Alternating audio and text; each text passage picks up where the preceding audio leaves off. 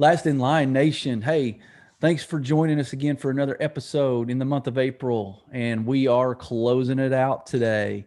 And we've got a very special guest. We're going to take a unique approach today at this, and we're gonna lean this a little bit towards men and some of the lies we believe, some of the ways it can paralyze us, and some of the truth that we counteract, that we use against an enemy, against ourselves when we start to lie and believe the wrong things. And so today I have a guy who knows a little something about building men, encouraging men, and just some of the path and journey that he's gone on of redemption and rebuilding his situation. So I want to introduce to you Michael Vilches. He is born and raised in the great state of Texas, and so he lives in down in the valley, which is we call, is that McAllen you live in right now? Yeah, Okay, yeah. McAllen. Okay, yep. And so Michael's story is, he came from a broken home. He suffered from, or fought through some addictions to pornography over an extended period of time, and really broke free from that, and God delivered him from that, and he's using it in a big way. He has created a podcast and a platform called Man Under Construction, where he is transparent, he is vulnerable, he's authentic, and he shares how to encourage men through this journey. He's married, has a daughter and a stepson. He's a musician, plays in his worship band at church. He's in management. He manages a warehouse in the solar panel industry. And so, he's got different guests that comes on his podcast that shares about this thing we call manhood, and this journey we're all on as men. So I want to formally welcome Michael Vilches to the show. Well, that's quite the introduction. So, thank you for having me. I'm honored to. I'm always honored when I'm invited to speak on someone else's podcast. I don't take it lightly.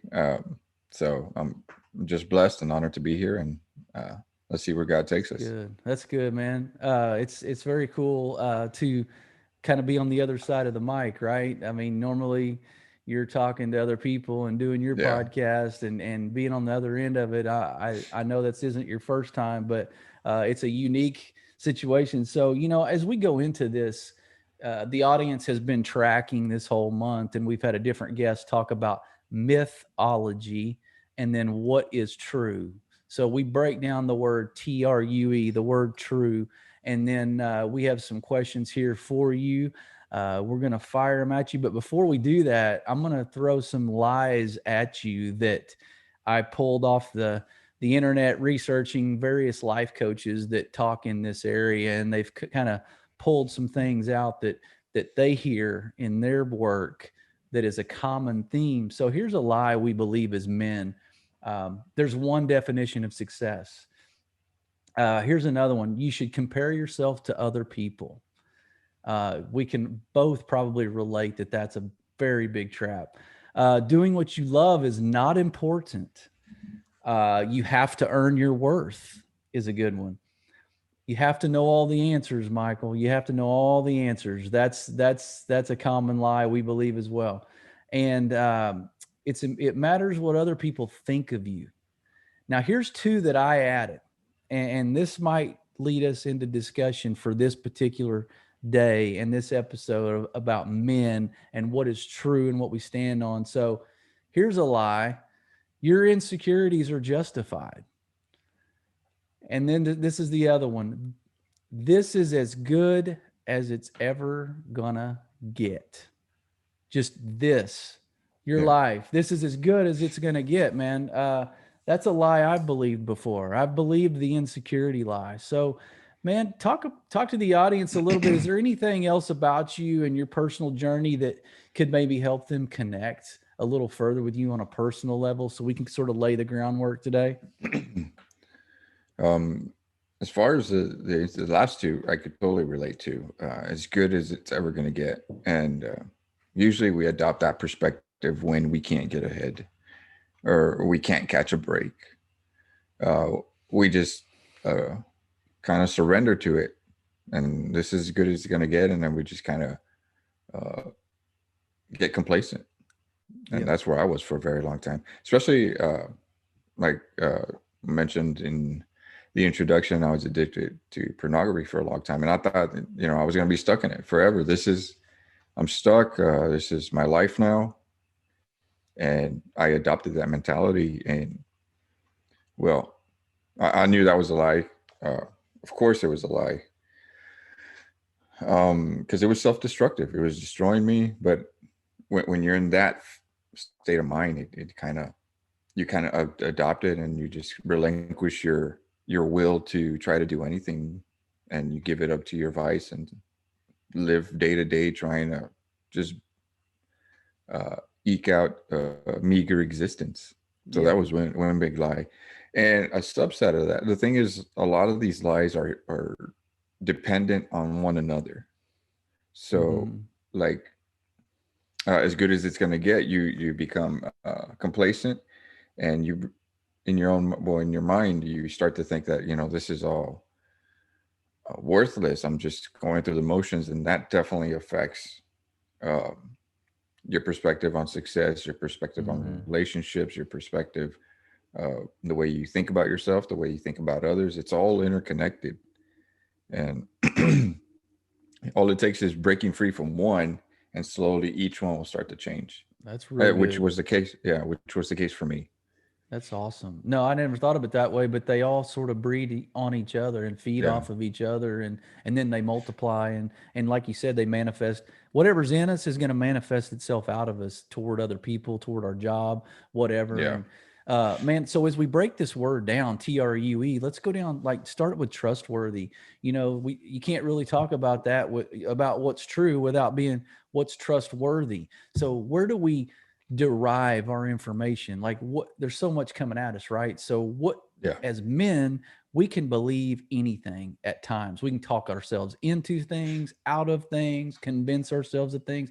So talk about the information that you, like, some of the criteria you use when determining what you're going to believe. You see a post, you see a news article that triggers something in you, a memory that takes you down a dark path of your past or something. Talk about trustworthy sources of information, and maybe somebody's here sitting exactly where you were 10 years ago, and maybe they're looking for the answers, but all this information, they don't know how to filter it. Talk about how you kind of broke out of some of those, so those some of that, those patterns. Um, uh, Perhaps maybe what we were talking about a little bit, like it's as good as it's going to get. Yeah. Uh, well, in general, I think it's a rule in general not to be reactionary, respond in a reactionary way. Uh, it's very easy to do that, especially now in such a polarized world where we Mm-hmm. don't take the time to do any investigation ourselves or research ourselves. Mm-hmm. It's easy just to read a headline and all of a sudden base an entire belief on just that one headline with no context, with no perspective, without even knowing whether it's something that's reliable or That's true. good. Yeah. Um, and in the case of my like looking at, let's say, 10 years from now, or 10 years ago, I'm sorry, especially in the area around pornography, I remember that there was some, as you start to research, you know, how to get out of it or what to do. A lot of information is there's some good and some bad, and some even justify it. Oh yeah, it's good, healthy for you, but uh, usually it's weird. Like when we're in that place down at the bottom, it's, they call it confirmation bias. We do stuff, or we research stuff that comforts us without really challenging us or prompting us to change. Mm, So, yeah.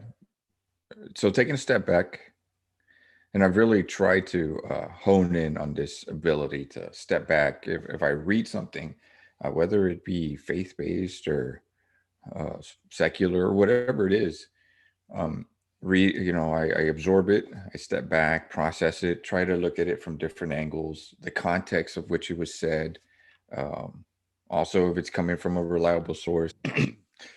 um, so yeah, like a lot of stuff.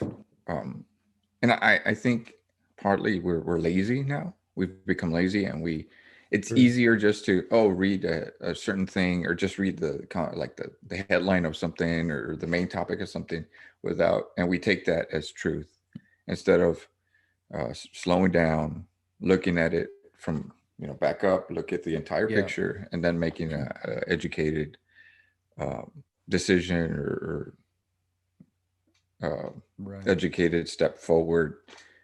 And I think it's popular nowadays in our culture just to be reactionary, and That's good. whatever. Oh, this is my truth. That's a popular one. This is my truth. I was like, no, there's the truth, and then there's your opinion. Uh-huh. So Yeah, no, I think, man, I mean, you said that perfectly because, man, reactionary mode is easy to slip into whenever everything's handed to us. yeah, We can just sit back. We don't have to go get information now. Like literally, it's a thumb click away, and we can have whatever we feel like we need to hear, we can go get it yeah, versus the absolute truth that that you and I think would agree is God's word, and we can measure things up against that. I think it's important to have a measuring stick of what is trustworthy. What do we Let's find baseline, let's find what's absolute, and then we can take, okay, well, this is pretty close to this, and it's not totally dismissive, but I don't know that I want to base my life on that. So we can go to a lot of different areas of information and determine ourselves, like you said, whatever works for us in that moment and justifies our behavior or what we're in at that moment. We can find information that validates us, yeah, and so, like you said earlier, it doesn't stimulate our change. So then you set the foundation perfectly for what is trustworthy and how we determine that criteria for information. So the R, when we go TRUE here, is revealed. So what did you have any sort of moment of revelation that kind of broke those chains off of you when you talk about some of the captivity we get in emotionally, in our habitual, where we go to feel better, or yeah. validate or affirm ourselves? Was there a defining moment of revelation or clarity that you had that sort of broke you out of that? Uh, yeah, definitely. And it just depends on everyone's situation is different. Everyone's revelation, or that moment of that aha moment is different for everyone. But from my experience, it was the fact that I was, well, a little context. I'll give a little context. This is my second marriage. First one, obviously didn't work out because I'm in my second one. There you go. If we use a little logic, that'll tell us that the first one didn't work out. Um, and a lot of the patterns and habits that contributed to the mess of the first one, I was starting to pass them on to the second one. Mm-hmm. And my moment was when I was about to, God, God, God's mercy and grace granted me another opportunity at this, another chance, and I was about to blow it again. Mm-hmm. And that's, I had to really sit down and really figure some things out. Uh, I didn't want to. I didn't want this to be my legacy. That was one big thing. Like, what am I leaving behind? Is this the kind of life I want to live? Is this I had my daughter was already born then, and is this what I want to hand down to my daughter? A father who quits when it's tough, who can't exhibits no self-control or no self-respect about himself. Mm. There were some hard-hitting questions that I had to face, and when that time came, and I realized that my actions don't simply just affect me, but they affect the people I love, I decided to go all in. I decided to, whatever it takes for me to get out of where I was at in that current situation, I was going to do. If I had to go to Mm-hmm. counseling, I had to read books. If I had to, uh, in my case with pornography, I had to put filters on every single device, computer, Mm-hmm. anything, everything and anything I could possibly do to escape. I was going to do it, and I thank God that it all worked out. I gave it all I had, um, and I'm here now, and I've been sober, so to Right. speak, from that stuff Right. for a couple of years, and my mind is clear, my vision is in sight, and that's where I'm headed. So man, okay. So you said something that could be a game changing bit for somebody watching this. And I mean, I see it. We both volunteer in our local church, and this is not an uncommon thing among men. And what I hear you say is what broke you out of that bondage was you had to get outside of yourself. You had to think about something bigger than you and what you were leaving. And you made it about somebody else, it sounds like, and instead of just totally, how can I fulfill whatever need I have? How can Yeah, I instantaneously just get that validation? And you stepped outside, and just like your platform now and the ministry you're doing with Man Under Construction, you're using your story and leveraging the lessons that you learned to use for someone else's good. I yeah, mean, that right there is the brain kind of blows up and you think, wow, the light goes on. And this is my revelation for somebody listening, the trigger for you to get out of the situation you're in. And you can fill in the blanks. It doesn't have to be pornography. It can be, this yeah, applies to anything. Make it about somebody else. Make it about something bigger than you. You said you made it about, wow, is this really what I'm going to leave my family? Is this what really is going to go underneath my name, whenever someone's describing? So that's big. That broke you out of that. And obviously it wasn't overnight, right? no, Habits aren't formed overnight. So habits aren't broken overnight. So, man, thank you for sharing. I love the transparency and some of the vulnerability it takes to share that, because somebody listening is going to break out because of that story. Um, so I as think that's one of the yeah, go biggest. ahead. I think that's one of the biggest draws for the page. Like I've only had it for like a year and a half. Like I mentioned, maybe a little over a year and a half. And I think the vulnerability, just the honesty, just this is what it took. Just the raw, the darkness. Uh, I'm willing to go there, Yeah, uh, as opposed to other people that sugarcoat it or uh, yeah, really offer up stuff that doesn't challenge you or challenge the norm or really go to the dark places. I think that resonates with people. yeah. It does. It does. I mean, real people and real stories uh, do powerful things. So yeah, I guess talk about a little bit as we kind of shift this to leadership. Yeah, yeah, The platform here is last in line leadership, and it's talking about servant leadership and those who, in Mark 9:35, it talks about if you want to be first, you need to be last of all and servant of all. And it just, it talks about how can we make others better. What do you see? I mean, you're in management, you have a team, you're a leader, even outside of your career. What is what do you feel like God wants to reveal to this generation of leaders or the next generation of leaders that maybe we're not seeing right now? I think we alluded to it a little bit there during our conversation. It's authenticity. Just be real, be honest, uh, and that's one thing that's lacking. Everyone's trying to be someone they're not. Even as I talk to like some of the guys that I work with, I mean, just being authentic with them, just letting them know like this is how it is, and this is and there's different approaches to leadership. I mean, there's leadership, and then there's dictatorship, Mm-hmm. and when you respond to others with respect and you let them know like you're authentic and you're true, it's a lot more effective than barking out orders. Yeah. Um, when you approach it in that manner, it almost it preserves the sovereignty of the individual, meaning That's like they have good. a voice. They feel like they're part of a team instead of some ends to a mean like a assembly line. You're just this part, and you all you do is Yep. just do that. Yep. You're just a number, right? Yeah, No, I think you. So yeah, you're talking about authenticity and being really transparent with the team and letting them know. Look, I think because one of the lies we read earlier is that you have to know all the answers, and that's just a huge myth that leaders I feel like fall into that trap and people really see through. They're more intuitive than we give them credit for sometimes. Our teams can tell when you don't know the answer yeah, and when you're trying to pretend that you do.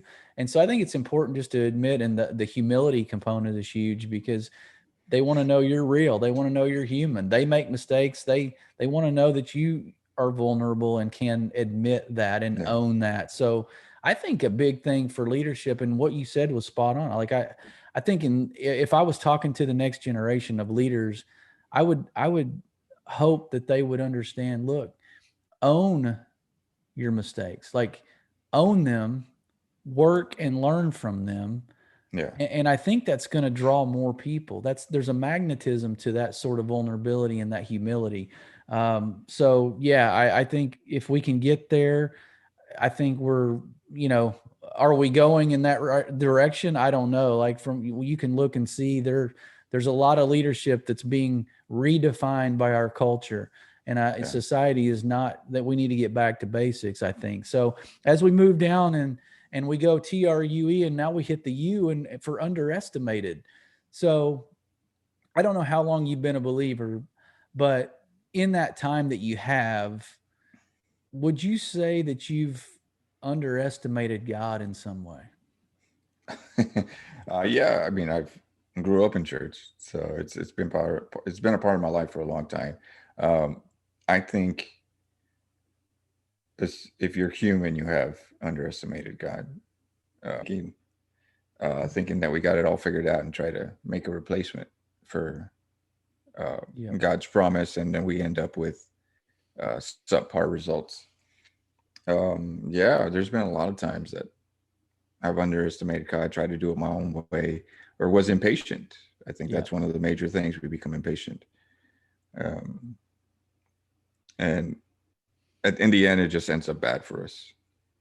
And though that's one thing that I've learned, and I guess we all got to go through it at some point. We got to learn the hard way, or we got to see for ourselves that we don't got it all figured out. That we got to learn to trust in God at all times, no matter what, no matter how Mhm. big or how small the no matter how big or how small we're laying the the stuff at God's feet, we got to trust Him and believe that He's gonna see us through it. Yeah. And in a microwave society, like you said, you hit the nail on the head with impatience because that is what our restlessness gets us into trouble.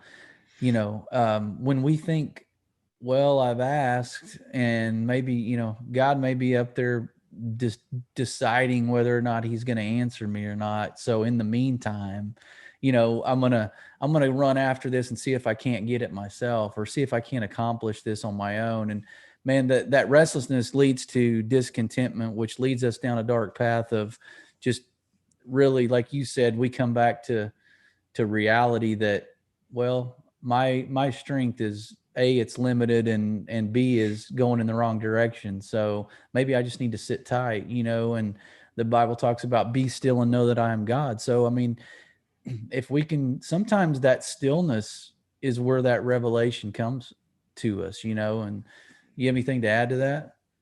Well, yeah, I think especially in the area that I work, not work, but delve into with man under construction, a lot of men, and there's a lot of alpha stuff out there, and you got to stay hungry, you got to stay busy, you got to keep going, you got to keep pushing, you got to keep doing this, and sometimes that action is called for, but other times no action is called for.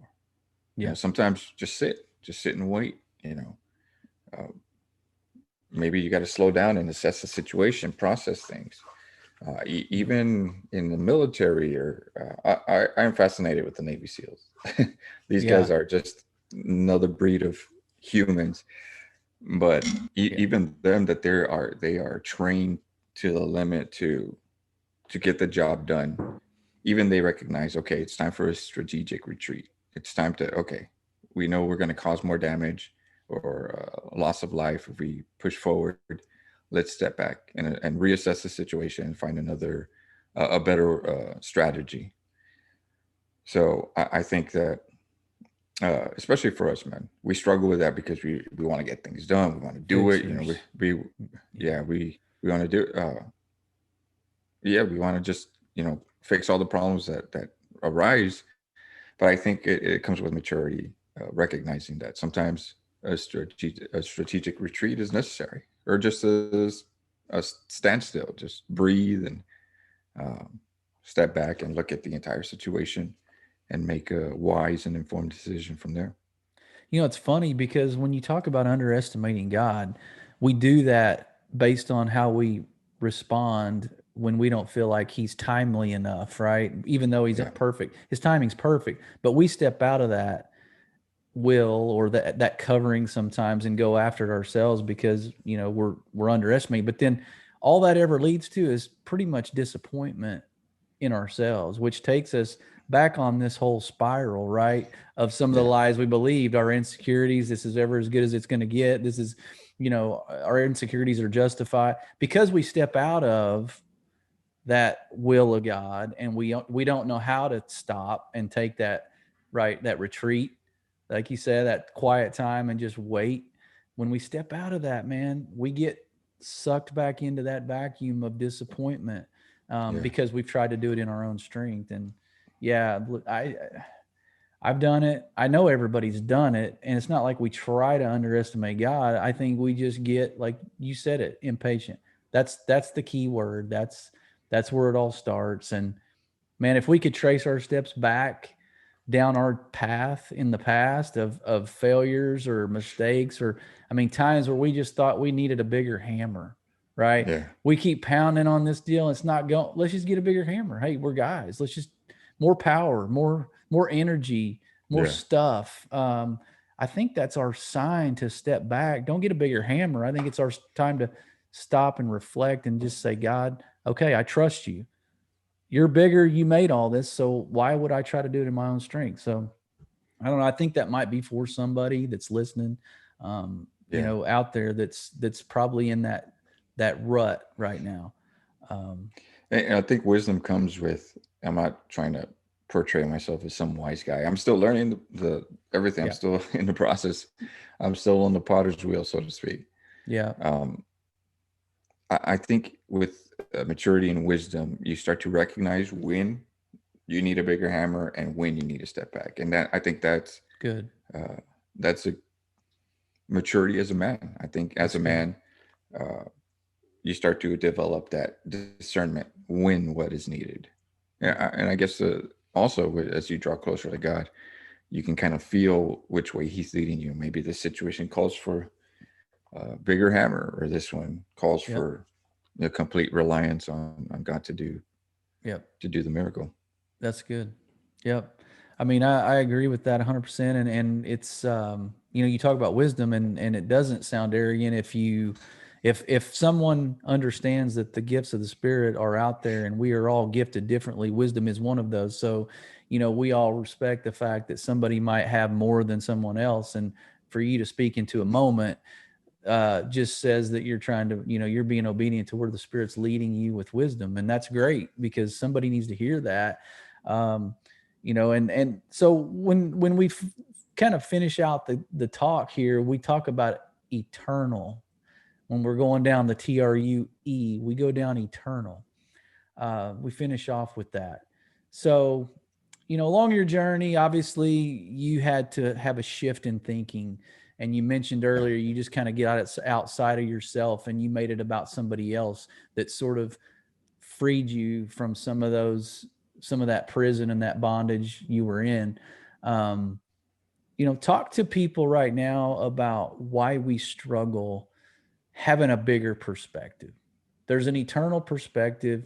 We get trapped in the here and now. We get trapped in our five senses, right? We're stimulated with what we see, hear, touch. Yeah. Talk about to somebody, help somebody have that uh, shift in thinking to a bigger perspective. For men, at least for an area that I delve into, Yep. um, one of the biggest things is having a higher purpose, like we talked about earlier. You need a higher purpose. Without that higher purpose, everything is meaningless, or you become nihilistic after a while. It's like everything's pointless, everything's meaningless. So having to think about bigger things is in your mind unnecessary because it leads to nowhere. So we end up in this, let me just satisfy myself. Let me just do the things that make me happy right now. And I think the culture and society has really pushed that. They've removed a lot of, well, first of all, they remove God. When you Yeah. remove God, that's a True. big thing because God provides purpose. God provides meaning. It lets you know that there's something bigger than you, Yeah. and you remove that, and it's replaced with humanistic uh, ideology, Mm-hmm. which is, um, you know, very temporal, very self-centered, very just please yourself. And then when you go down that path, there's no right and wrong, meaning that you can basically do whatever you want, since it's all pointless. But I think for most people, and I've actually talked to different people that have gone down that path where they don't believe that there's anything bigger than they are. At the end of the day, after you've worn yourself out or burned a lot of bridges, hurt some people, you realize that, you know what, there is something Mm-hmm. more to this life. There is something bigger than myself. What am I leaving behind? Like legacy. Mm-hmm. Um, if you're married, how are my actions or my perspective or my vision for life affecting them, Yeah. uh, or my family? I think even for people that aren't practicing Christians, just simply believing that what your actions are affect the people around you really changes the game as well, because you're not serving yourself, you're serving others. And I think that's at the heart of what God was trying to teach us, to be a servant, to serve, and is I think probably the highest calling, to serve Mm-hmm. others. So Mm-hmm. much fulfillment in it. I get a lot of fulfillment sharing my story and serving brothers out there. We're all human. We're all made in the image of God, and we're all, whether you believe that or not, doesn't change the fact that it is true. It doesn't Yeah, change the truth of it, regardless of your belief system. So I think you're right on. But even Christians, I would say it's a common thing in the Christian world. Believers, even when we have God in the middle of our lives, there are times we can go down wrong paths. We can go down dark. Our mind can start to really start get warped, play tricks on us. It can take us and we have an enemy. I mean, we haven't really talked about that much, but at the end of the day, we're in a spiritual battle yeah, every day, and it's a very real thing. So I think it's important to have an eternal perspective because we know deep down, like we do win. Like when this is all done and yeah, the story, the end is at the end of the page, like we win. We already know how this turns out. By the blood of the Lamb and the word of their testimony is how they overcome, is what the Bible says. So by the blood of the Lamb, Christ sacrificed for us. Our testimony about how he's changed in our lives is how we overcome. It's how others overcome. So you're using your story, you're living that out, and with these men and your man under construction and those things, you're helping people by your testimony. So I mean, I thought you were right on with some of that, with our perspective. And sometimes it's easy to get trapped, in our day to day. It's easy to lose sight of that eternal. It's not always easy, Yeah. um, No, but it's a it daily doesn't. struggle. It's a daily, Yeah, right, right. And so yeah, our perspective, we got to renew our mind every day, because that's where it really starts. Our perspective starts there. yeah. So man, so then we have to talk about this, and your parting shot for the audience today, since we've tapped into a little bit of legacy along the way of this discussion. Tell us, when we look back, what's the evidence that Michael Vilches was here and had an impact? Was it several things? First of all, my family, my daughter. What what have I passed down to her? What will she remember? Like I say, I were to go tomorrow. What were her memories be of me? Her thoughts, her sincere thoughts.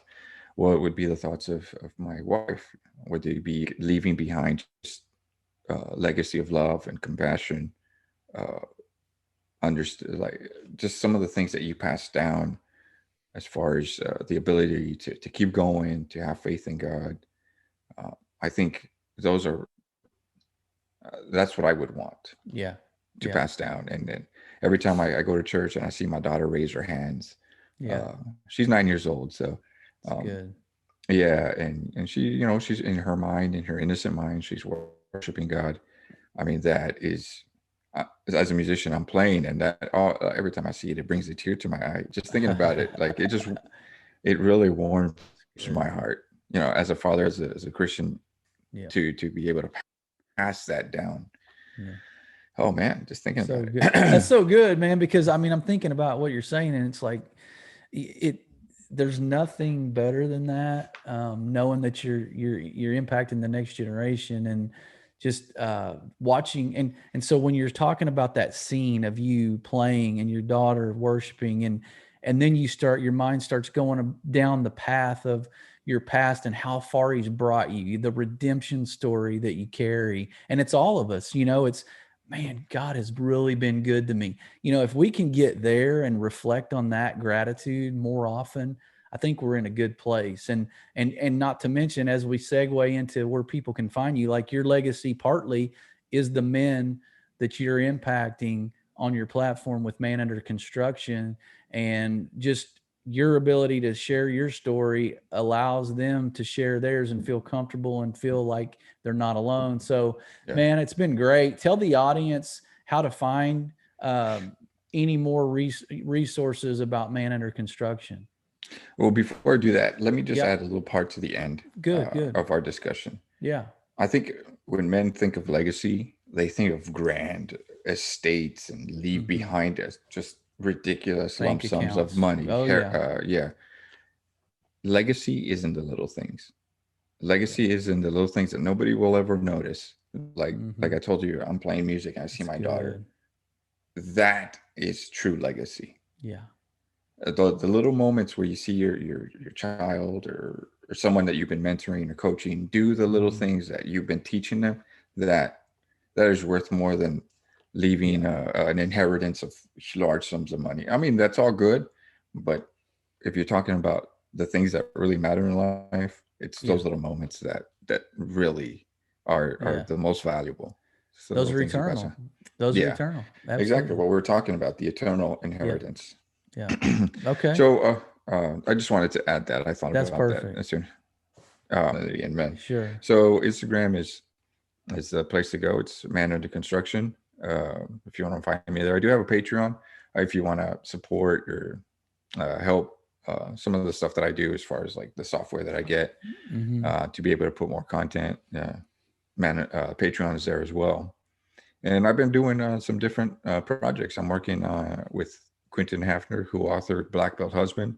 And we've been breaking down, it's a marriage book for men. We've been breaking down each chapter and bringing the insights to the guys out there who might find it a little hard to pick up a book and read. We're trying to use every avenue we can to bring this important content to these gentlemen.